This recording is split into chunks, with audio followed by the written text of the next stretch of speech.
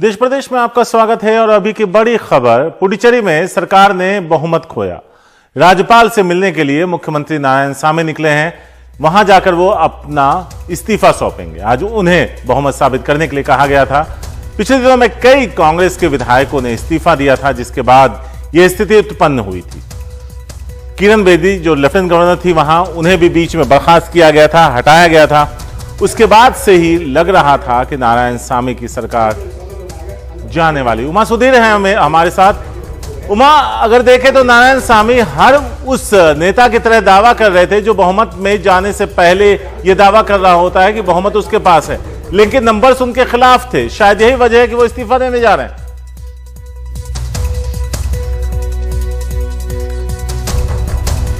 उमा सुधीर के पास भी हम चलने की कोशिश करेंगे दोबारा। आपको बता दें कि नारायणसामी जो मुख्यमंत्री हैं पुडुचेरी के, उन्होंने इस्तीफा देने का फैसला किया है। स्पीकर ने कहा है कि सरकार ने अपना बहुमत खो दिया है। कुछ दिन पहले तक कांग्रेस के 4 विधायकों ने इस्तीफा दिया था और एक और विधायक ने आज इस्तीफा दिया। इसके बाद से ऐसा लग रहा था कि उनकी बहुमत अब विधानसभा में नहीं रही, लेकिन वो दावा कर रहे थे कि उनके पास बहुमत है।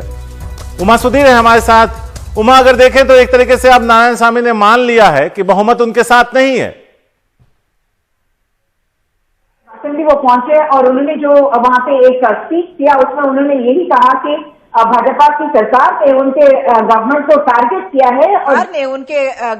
टारगेट किया है और ये ही कोशिश की है कि उसको किसी न किसी तरह से उनको हटा दे वहां उस मुख्यमंत्री के पद से और उनके गवर्नमेंट को वहां से।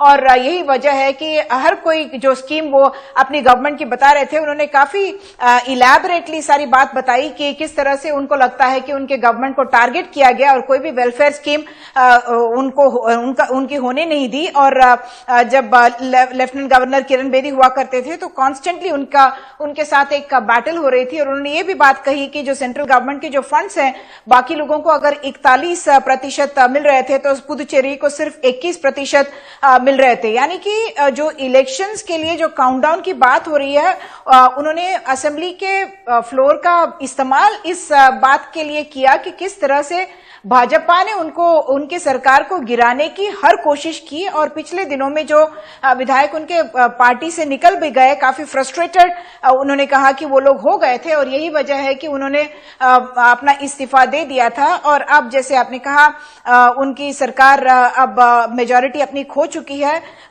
जो नंबर्स की अगर हम बात करें तो सारे जो मेंबर्स अगर आप देखें तो जो गवर्नमेंट की जो नंबर्स थी, एक डीएमके के अलायंस के साथ वो 12 ही थे। और अगर जो नॉमिनेटेड मेंबर्स 3 लोग अगर हम गिनते हैं तो उनकी नंबर्स 14 हो जाती हैं। तो स्पीकर ने ये बयान दे दिया कि ट्रस्ट मोशन जो है वो डिफीट हो चुकी है, यानी कि ये अपनी मेजॉरिटी नहीं प्रूव कर पा रहे हैं। और इसलिए अब क्या इस्तीफा तुरंत दे देंगे या फिर 10-12 घंटे के बाद देंगे, इस बात पर अभी प्रश्न चिन्ह लगा हुआ है। उमा, अगर देखें तो कांग्रेस के खुद के रवैये पर भी कई सवाल उठते हैं। राहुल गांधी कुछ दिन पहले पुडुचेरी में थे जब यह सारा डेवलपमेंट हो रहा था। उसके बाद उन्होंने किसी से मुलाकात नहीं की। एक राज्य की सरकार जाती हुई देखती रही कांग्रेस। और अब क्या लगता है आपको कि चुनाव से पहले कोई सरकार बनेगी या फिर राष्ट्रपति रूल के अंडर ही चुनाव के लिए जाएंगे?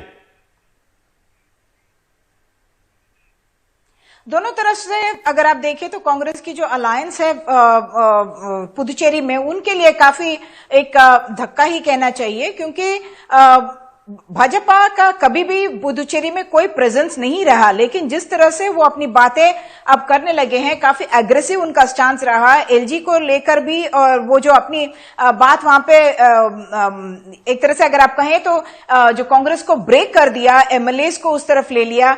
पहले से ही काफी क्वेश्चंस थे कांग्रेस के रवैये पर, क्योंकि उन्होंने जब अपना चीफ मिनिस्टर चुना था 2016 में, तब भी एक सीनियर आदमी को उन्होंने नेग्लेक्ट किया था। और वो अब भाजपा की तरफ वो भी लीडर जा चुके हैं। भाजपा का अब तक राजनीतिक कोई प्रेजेंस पुडुचेरी में नहीं रहा, लेकिन उनकी उम्मीद अब ये है कि एनआर कांग्रेस के साथ मिलकर, एआईएडीएमके के साथ मिलकर वो मई में जरूर अपनी सरकार बनाएंगे। 2-3 ऑप्शंस अब भी उनके पास है, जैसे आपने कहा प्रेसिडेंट्स रूल की बात है, वो कर सकते हैं, या फिर उनकी अपनी सरकार भी बनवा सकते हैं, और वो कांग्रेस डीएमके की जो अलायंस है वो जरूर उनको अपोज करेगी उस बात पर। शुक्रिया मोहम्मद सुधीर इस पूरी जानकारी के लिए। तो कांग्रेस की सरकार अल्पमत में इस्तीफा देने का फैसला मुख्यमंत्री नारायणसामी ने किया है।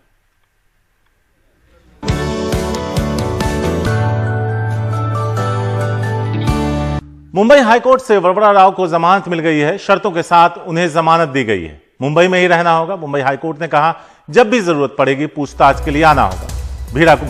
भीमा कोरेगांव मामले के आरोपी हैं वरवरा राव। सुनील सिंह हैं हमारे साथ। Sunil, over to you. और तारिक, भीमा कोरेगांव हिंसा मामले में तकरीबन 16 एक्टिविस्ट गिरफ्तार किए गए थे, जिसमें कि वरवरा राव भी शामिल है। बुजुर्ग, बहुत ही उम्रदराज वरवरा राव बीमार भी चल रहे थे, इसीलिए उन्हें नानावती अस्पताल में इलाज के लिए भी अदालत के आदेश पर भर्ती किया गया था और उनकी जमानत की अर्जी दी गई थी। हालांकि इससे पहले बर्खास्त हो गई थी, लेकिन अब जाकर बॉम्बे हाईकोर्ट ने उनकी जमानत की अर्जी को मंजूर कर दिया है, उन्हें जमानत दे दी है। लेकिन ये जमानत शर्त है, यानी कि उन्हें मुंबई में ही इस दौरान रहना है और जब भी जांच की जरूरत होगी तब उन्हें पेश होना है, ये बताया गया है। और चूंकि फैसला अभी आया है तो और भी बहुत ज्यादा विस्तृत तौर पर जानकारी अभी नहीं मिल पाई, लेकिन ये जरूर जानकारी है कि उनको जमानत मिल गई है और सशर्त है और उन्हें मुंबई में ही रहने के लिए कहा गया है। और जहां तक जमानत का आधार है वो मेडिकल ग्राउंड ही फिलहाल बताया जा रहा है कि मेडिकल ग्राउंड के आधार पर, क्योंकि उनकी तबीयत बहुत ज्यादा ही खराब चल रही है और वो अस्पताल में भर्ती है, तो उसी लिहाज से उन्हें जमानत मिलेगी। शुक्रिया सुनील सिंह इस पूरी जानकारी के लिए। सीबीआई की टीम ममता बनर्जी के भतीजे अभिषेक बनर्जी की पत्नी रुजिरा बनर्जी को नोटिस देने पहुंची। वो उनके घर गई। कुछ समय पहले सीबीआई ने आरोपी अनूप मांझी से जुड़े मामले पर झारखंड, बिहार, पश्चिम बंगाल के कई ठिकानों पर छापेमारी की है। उसी मामले में अभिषेक बनर्जी की पत्नी की भूमिका सामने आई थी, ऐसा दावा सीबीआई कर रही है। सीबीआई की टीम आज ही रुजिरा बनर्जी और उनकी बहन से पूछताछ करना चाहती है, लेकिन अभिषेक की पत्नी ने कहा है कि आज वो उपलब्ध नहीं। सीबीआई चाहे तो कल पूछताछ कर ले। वहीं ममता बनर्जी ने कहा है कि उनकी पार्टी को डराने की कोशिश की जा रही है। हमने कभी हारना नहीं सीखा। इस मामले पर ज्यादा जानकारी दे रही हैं हमारी संवाददाता मोनीदीपा बनर्जी। 2 बजे के करीब सीबीआई की टीम यहां पे आ पहुंची अभिषेक बनर्जी और रुजिरा बनर्जी के घर पे। ये है हरीश मुखर्जी स्ट्रीट पर, दक्षिण कोलकाता इलाके में मुख्यमंत्री ममता बनर्जी के घर से बहुत ही नजदीक। आधा घंटा वेट करके सीबीआई की टीम निकल गई। उनका कहना था कि वो आज ही रुजिरा बनर्जी से बात करना चाहते हैं, तो एक नोटिस वो यहाँ पे छोड़ के गए। यही सूत्रों से हमें जानकारी हो रही है।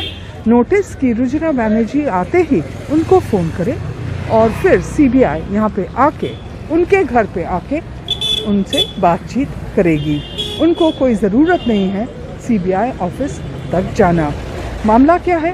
कोयला को लेके एक स्कैम इन्वेस्टिगेट कर रही है सीबीआई, और उस इन्वेस्टिगेशन में सीबीआई को पता चला है या कोई उनको इंडिकेशन मिला है कि कोल स्कैम के लोगों के बैंक अकाउंट से रुजिरा बनर्जी के बैंक अकाउंट तक पैसे आ पहुँचे हैं।